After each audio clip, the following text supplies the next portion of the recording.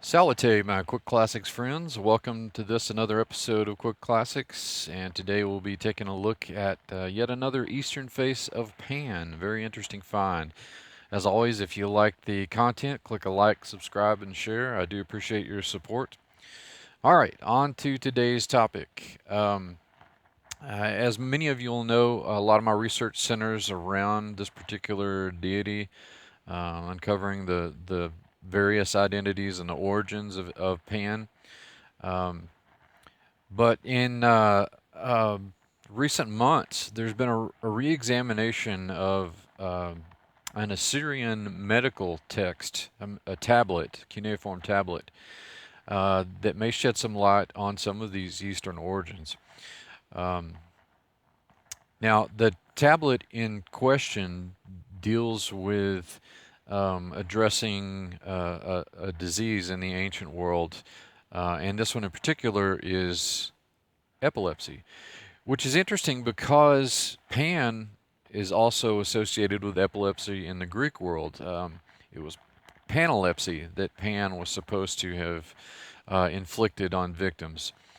And what is interesting here about the deity that is invoked in this particular tablet, his name is Bennu, and he is very clearly a goat demon. He has goat horns, he's anthropomorphic, he has hooves.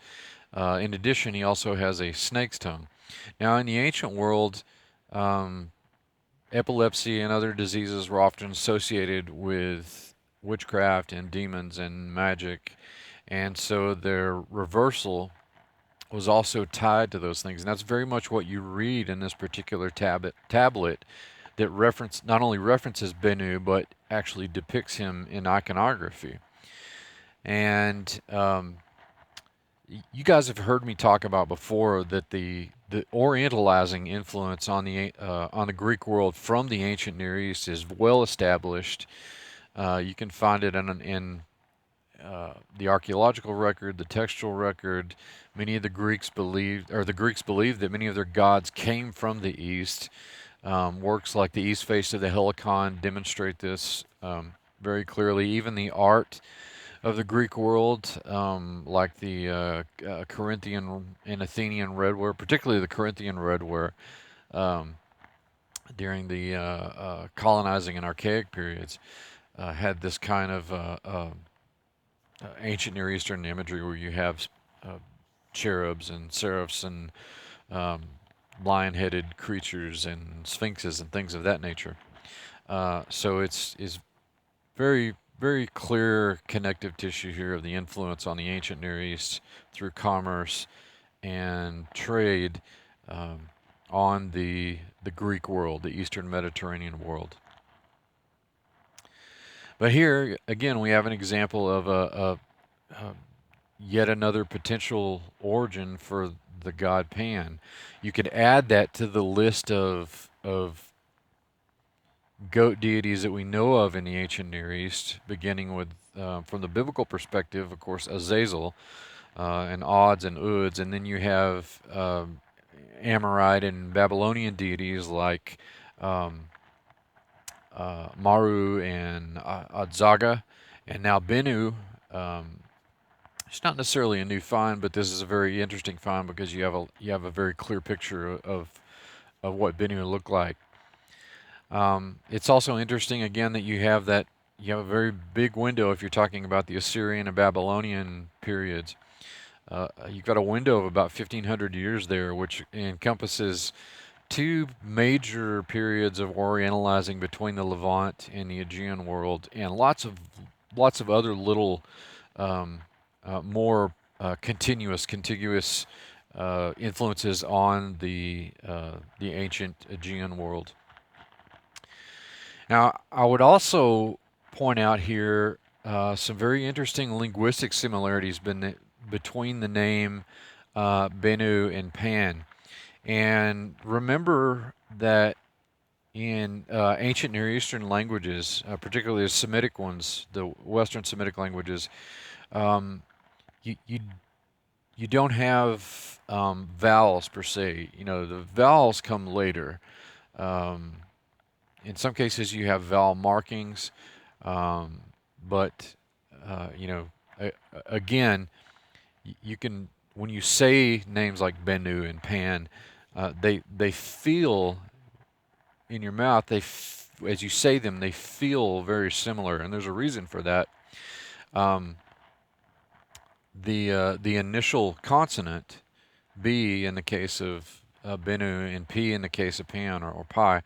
Um, the initial consonant is a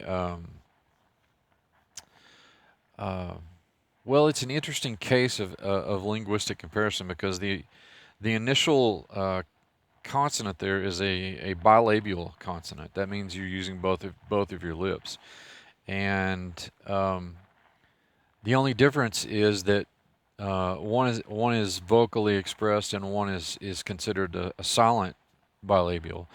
Um, and to further add to that, um, in ancient Near Eastern languages, um, very seldom, particularly with the Semitic material, very seldom do you, and in some cases the Mesopotamian as well, very seldom do you see an initial P sound. Um, it's often replaced with the B sound. An example of that would be the modern name of the ancient city of Paneas or Caesarea Philippi. The modern Arabic rendering is Banias because there is no initial P in Arabic. And by a similar comparison, um, you can see some of the connective tissue between the name Bennu and Pan.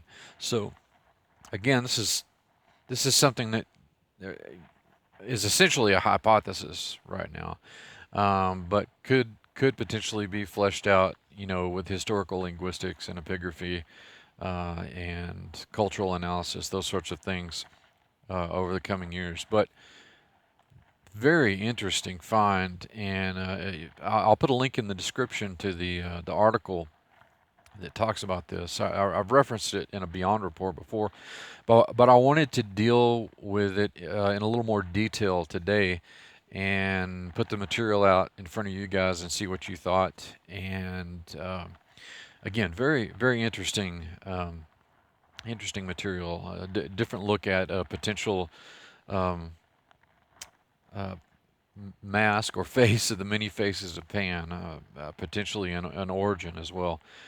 All right, thanks for tuning in today. As always, if you like the content, click a like, subscribe, and share. And I'll see you guys soon.